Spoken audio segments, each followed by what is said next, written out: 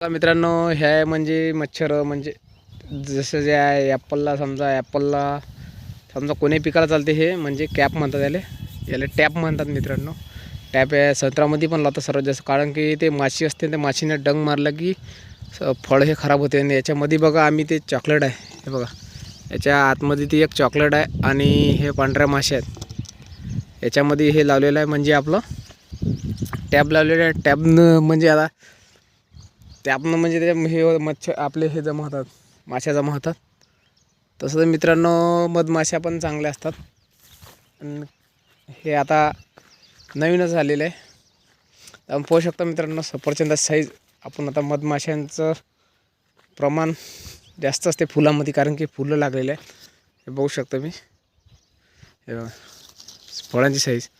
आणि मित्रांनो काही काही ठिकाणी म्हणजे असे झालेले आहेत फळं की लाल झालेले आहेत.